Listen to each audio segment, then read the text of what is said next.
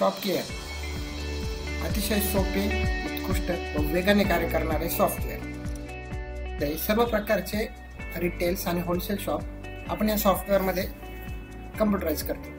यामध्ये mainly trading, electrical, plumbing, hardware, building material, तसेच agricultural mall आणि हबसाठी सुद्धा उपयुक्त आहे. आयटम मास्टर म्हणजे गुड्सची एंट्री किंवा आयटमची एंट्री कशी आहे, त्यात काय काय हे इथं आपण एक्सप्लेन करू. कुठला आयटम आपण ओपन केला तर इथं आयटमला मेनली काय की आयटमचे ग्रुप्स आहेत, वेगवेगळे ग्रुप वाईज डिस्ट्रीब्युशन करता येतं. त्याचप्रमाणे सर्व प्रकारचे टॅक्सेशन आहे.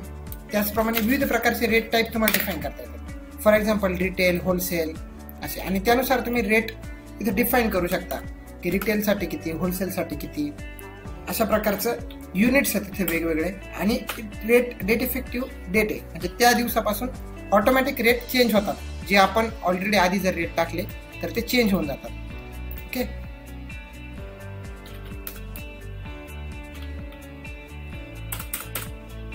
ओके, अशा प्रकारचे एंट्री आयटमची.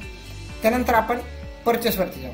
इथं मास्टर्स आहेत वेगवेगळे, ज्यामध्ये तुमचे कस्टमर मास्टर, सप्लायर मास्टर, त्याचप्रमाणे एक्स्ट्रा चार्जेसचा master, terms and condition, employee master, transport master, sales and purchase expenses, deduction and account master.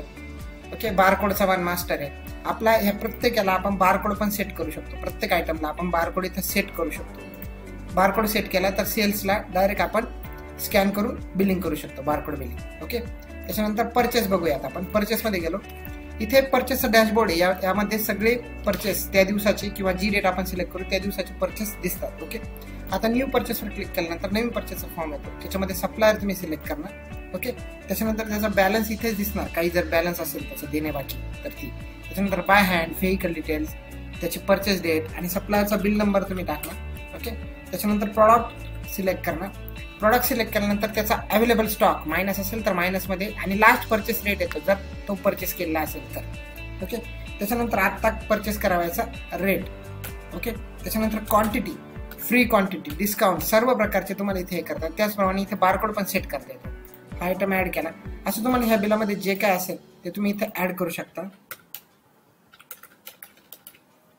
Okay, आणि त्याच्यावर एक्स्ट्रा चार्जेस म्हणजे हमाली, ट्रान्सपोर्ट जर काही लागला असेल तर ते पण तुम्हाला ऍड करता येतं. ते विदाऊट जीएसटी, विथ जीएसटी इथं सेपरेट ऍडिंग होतं. आणि बिलाचे 3 टाईप आहेत, विदाऊट टॅक्स, टॅक्स इन्क्लुझिव्ह आणि एक्सक्लुझिव्ह. ओके, ज्या टाईपमध्ये तुम्हाला बिल करायचं त्या टाईपमध्ये बिल इथे क्रिएट होतं, सेव्ह होतं आणि परचेस क्रिएट होतं. ओके, त्यानंतर सेल्सवरती जाऊयात आपण. सेल्सवरती गेलो. हा सेलचा डॅशबोर्ड आहे. ओके, इथे दिवसभरामध्ये झालेली सर्व बिलं दिसणार आहेत. त्यानंतर नवीन बिल तयार करायचं आपल्याला. न्यू बिलवर आपण क्लिक केलं, हे झालं नवीन बिलाचा फॉर्म. इथे कस्टमर लिस्टमध्ये आपण ऑलरेडी तयार झालेला कस्टमर सिलेक्ट करू शकतो, किंवा आपल्याला नवीन कस्टमर क्रिएट करायचं आहे, ज्याचं खातं ओपन करायचं आहे. असा कस्टमर आपण F9 ने क्लिक केला की तो ओपन होतो. त्यामध्ये आता आपण नाव टाकूयात. समजा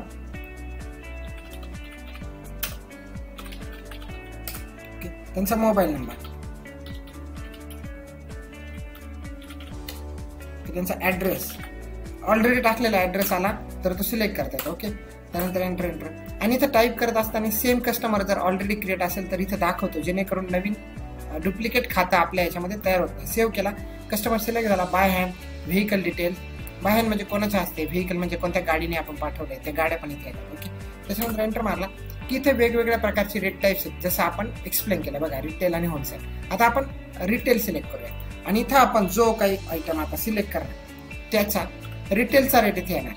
हे बघा, हा 260 आला. आता आपण इथे होलसेल सिलेक्ट करू तर बघूयात आपण सेम आयटमचा रेट. आता इथे 260 आलता आता आपण बघूयात. हे बघा, इथे 250 आला, म्हणजे होलसेलचा रेट येणार. ओके, असं ह्या बिलामध्ये जे काय आहे ते आपण इथे सर्च करू शकतो. सर्चिंगसाठी आणखी एक एक्स्ट्रा दिलंय की त्याच्यामध्ये तुम्ही आयटमच्या नेमने, कोडने आणि बारकोडने कशानेही सर्च करू शकता.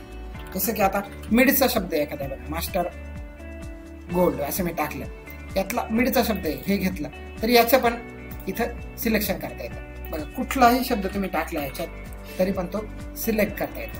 ओके, त्याच्यानुसार याचा इथं रेट आला. क्वांटिटी जेवढी द्यायची तेवढी ऍड केली. ओके, आता हे झालं बिल. आता इथे बिलाचे टाईप आहे cash, credit, online transfer, cheque. आता हे बिल मी क्रेडिट करतो. क्रेडिट केल्यानंतर आपल्याला ह्या बिलावरती एक्स्ट्रा चार्जेस, हमाली वगैरे काही लावायचे असेल तर ती हमाली पण एक्स्ट्रा लागते. ओके. आता जसं परचेसमध्ये तसंच इथं पण बिलाचे सेम 3 टाईप, एक विदाउट जीएसटी, इन्क्लुझिव्ह आणि एक्सक्लुझिव्ह. आता विदाउट जीएसटी हा बिलाचा टाईप आहे, ते इथं दिसतं. आता हा इन्क्लुझिव्ह केला बघा, समजा विदाउट जीएसटी 4,350 आहे, इन्क्लुझिव्ह केलं तरी 4,350 राहिलं, पण त्यांनी टॅक्सेशन आतल्या आत कॅल्क्युलेट केलं. ओके. आणि एक्सक्लुझिव्ह केलं तर 4,250 वरती तो एक्स्ट्रा चार्ज लावतो, म्हणजे टॅक्स लावतो. आणि हे जे 100 रुपये आपण ऍड केले ते आफ्टर टॅक्सेशन इथे ऍड होतात. आणि हे बिलाचं टाईप. आता हे जो बिलाचा टाईप आहे यात क्रेडिट केलेलं आहे. कस्टमर कधी कधी 5,115 मधले 1,115 कॅश करतो, तर त्यावेळेस 4,000 रुपये त्याचे बाकी राहतात. म्हणजे आता बिल तुम्ही सेव्ह केलं तर बिल क्रिएट झालं, बिलाची प्रिंट पण लगेच ओपन होते आणि 1,115 रुपयाची रिसिप्ट पडली, बाकीचं पेमेंट नावे पडलं. बघा आता आपण जर बघितलं तर या आपल्या सेलच्या विंडोवरती त्याचं नाव आलं कस्टमरचं. असं तुम्हाला ह्या कस्टमरचं किंवा कुठलाही कस्टमर तुम्ही सिलेक्ट केला तर त्याचं जेवढं काय बिलिंग असेल ते सगळं बिलिंग तुम्हाला इथं बघता येतं. ओके. आता आउटस्टँडिंग मध्ये तुम्ही गेले, इकडे सगळ्या सप्लायरची लिस्ट आहे आणि त्यांची देणे बाकी. इथे सगळ्या कस्टमरची लिस्ट विथ मोबाईल नंबर आणि त्यांची घेणे बाकी. ओके. 0 असेल तर 0 वगैरे. आणि याचं आपल्याला कस्टमाइज पण करता येतं. ओके. आता एखादा कस्टमरचा लेजर रिपोर्ट बघायचा. आता जसं की आपण आता जे बिल मारलं त्यांचा आपण लेजर रिपोर्ट बघूया. आणि शो केलं तर बघा हे बिल होतं 5,115चं, 1,115ची रिसिप्ट आपण मारली, त्याचा बॅलन्स 4,000 रुपये. ओके. यांना SMS पण सेंड करता येतात चालूमध्ये, मराठी किंवा इंग्लिशमध्ये. त्याचप्रमाणे आउटस्टँडिंगला जेव्हा आपण जातो तेव्हा इथे SMS वर क्लिक केलं तर सगळ्या कस्टमरचे मोबाईल नंबर सिलेक्ट होतात. सिलेक्ट ऑल करून तुम्ही त्यांना सगळ्यांना त्यांच्या अमाऊंटचे मेसेजेस पाठवू शकता. ओके. त्यानंतर आता नेक्स्ट टाइम आपण बिल करतोय आणि सेम कस्टमर आपण एखादा सिलेक्ट केला. ओके. तर आपल्याला ह्या कस्टमरची बाकी इथे दिसते. ओके. त्याचप्रमाणे आपल्याला ह्या कस्टमरची इथून मागची बिलिंग हिस्ट्री बघायची, तर आपण इथे F11 वर क्लिक केलं तर त्याची बिलिंग हिस्ट्री आपल्याला बघता येते आणि त्या बिलामध्ये आपण काय काय दिलंय ते पण आपल्याला बघता येतं. ओके. म्हणजे बिल टाइमच आपल्याला त्याची हिस्ट्री बघता येते. त्याचप्रमाणे इथे आपण आणखी काय काय दिलंय, रिसिप्ट पण दिले. आता आपण ज्या कस्टमरची बाकी मारली त्यांचं नाव आपण इथे सिलेक्ट करू. ओके. त्यांचं नाव सिलेक्ट केलं आणि त्यांची बाकी इथे दिसते. मग ती बाकी कॅश आली, कुठल्या बँकेत आली, काय आली, त्याप्रमाणे आपण इथे सिलेक्ट करू शकतो. बँक अकाउंट आपण सिलेक्ट केलं, त्यांनी 2,000 रुपये चेकने दिले. चेक नंबर आपण इथे टाकणार. चेक कधीचा आहे, तो क्लिअर कधी होतो त्यानुसार त्यांच्या बँकेचं नाव, कोणत्या बँकेचा चेक आहे. ओके. आणि नॅरेशन कोणी दिला आहे. ओके. आणि सेव्ह. आपण याची पण रिसिप्ट घेऊ शकतो, म्हणजे आपल्याला कम्प्युटराइज केल्यानंतर कुठल्याही प्रकारचा पेपर वापरण्याची गरज नाही. ओके. अशा प्रकारे रिसिप्ट आहे. त्याचप्रमाणे एखाद्या सप्लायरचं पेमेंट करायचं आहे, तुम्ही इथं सप्लायर पण सिलेक्ट करू शकता. कुठलाही सप्लायर आपण सिलेक्ट करू शकता. इथे त्यांची बाकी असेल तर येते, ऍडव्हान्स पेमेंट असेल तर तुम्ही करू शकता. सेम प्रकार जसं रिसिप्ट आहे तसं पेमेंट तुम्ही करू शकता. ओके. त्यानंतर आपण एक्स्ट्रा एक पॉईंट देतो, ट्रेस प्रॉडक्ट म्हणून. यामध्ये काय, कुठलाही प्रॉडक्ट तुम्ही सिलेक्ट केला तर त्याचा अवेलेबल स्टॉक येतो आणि तो कुठल्या कुठल्या बिलांमध्ये परचेस केलाय आणि कुठल्या कुठल्या बिलांमध्ये सेल केलाय याची टोटल हिस्ट्री आपल्याला या ट्रेस प्रॉडक्टच्या फॉर्मवरती येऊन जाते. ओके. त्यानंतर आपल्याकडे सेल्स रिटर्न ऑप्शन कसं आहे. सेल्स रिटर्न मध्ये तुम्ही गेले, आता आपण सुनील रहाणे सरांचं बिल मारलं. ओके. इथे न्यू केलं. ओके. इथे सुनील रहाणे सर आपण सिलेक्ट केलं की त्यांचा इथं सेल लिस्ट येते, ती क्लिक करायचं, त्यांच्या याच्यावर क्लिक करायचं आणि जे जे आपल्याला रिटर्न करायचंय त्याच्यासमोर फक्त व्हॅल्युएशन टाकायचं आणि ओके करायचं. त्यानुसार सगळं कॅल्क्युलेट होतं आणि सेव्ह केलं की याची क्रेडिट नोट तयार होते आणि प्रिंट पण तयार होते. ओके. आता बघा, जर आपण लेजर रिपोर्ट मध्ये गेलो आणि त्यांचं लेजर बघितलं आपण तर बघा हे बिल, त्याच्यानंतर पेड झालेली अमाऊंट, ही बिल टाइम रिसिप्ट आणि हे सेल्स रिटर्नचे पैसे, असे फक्त 886 रुपये क्रेडिट झाले, म्हणजे आपल्याकडे जमा झाले एकंदर. असं ह्या सगळ्या याचा अर्थ आहे. ओके. त्यानंतर आपल्या याच्यामध्ये स्टॉक व्हॅल्युएशन बघा. स्टॉक मध्ये गेलो आपण, स्टॉक स्टेटमेंट मध्ये गेलो आणि शो केला तर आपल्याला पूर्ण आपल्या सिस्टीमचा सगळा स्टॉक येतो. स्टॉक येताना बघा ओपनिंग येतो, परचेस येतो, डिलिव्हरी चरण, सेल्स रिटर्न, क्लोजिंग आणि परचेस. आता क्लोजिंगचं व्हॅल्युएशन काढून देतो आपण परचेस रिपोर्टने. परचेस परचेस व्हॅल्युएशन म्हणजे 8 याला परचेस करायला 11,757 रुपये आपल्याला लागलेले. असं आपण टोटल बिलिंगचं इथं परचेस व्हॅल्युएशन काढून देतो स्टॉकचं. ओके. त्यानंतर ट्रान्झॅक्शन मध्येच आपलं डिलिव्हरी चलन आहे, ज्यामध्ये आपण डिलिव्हरी चलन मध्ये काय करतो, आपण फक्त डिलिव्हरी चलन घेतलं, कस्टमर सिलेक्ट केला, ओके, आणि त्यांना जे जे तुम्ही डिलिव्हर्ड केलंय ना ते फक्त सिलेक्ट करणार, क्वांटिटी टाकणार आणि ऍड करणार, ओके. आणि असे मल्टिपल आपण सिलेक्ट करू, ओके. आणि प्रिपेअर्ड बाय इथे युजर नेम्स येतात, कोणत्या युजरने केलं काय, ओके, कसे, ओके.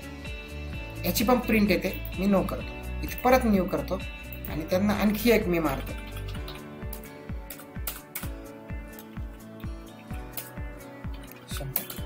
ओके, आणि हे सेव्ह करतो, ओके. आता यांचे 2 डिलिव्हरी चलन झालेले, तर याचं बिल ज्यावेळेस आपल्याला फायनल करायचं आहे त्यावेळेस आपल्याला काय करायचं आहे, डॅशबोर्ड वरती जाऊन फक्त कस्टमर सिलेक्ट करायचं आहे इथे, ओके. आणि इथे बटन दिलेलं आहे बघा,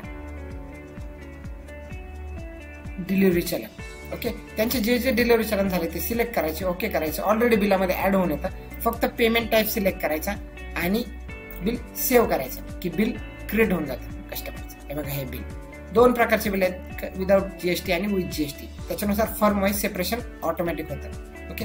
त्यानंतर रिपोर्ट्स आहेत वेगवेगळे, सेल्स स्टेटमेंटमध्ये सेल्स रिपोर्ट आहे, रिटर्नचे स्टेटमेंट आहेत, परचेसचे स्टेटमेंट आहे, आणि जीएसटी मध्ये इथे तुम्हाला sale GST wise, purchase GST wise वेगवेगळे रिपोर्ट्स आहेत. त्याचप्रमाणे प्रॉफिट अँड लॉस स्टेटमेंट्स आहे, अकाउंट्समध्ये पेमेंट अँड रिसिप्ट स्टेटमेंट्स आहे. त्याचप्रमाणे ज्यावेळेस तुम्ही सॉफ्टवेअर बंद करता त्यावेळेस सॉफ्टवेअर ऑटो बॅकअप घेतं, आणि हा बॅकअप जर मेल आपण दिलेला असेल तर मेलला ऑटो अपडेट करतं. Source of infotech private limited, number 8055 79 86 79.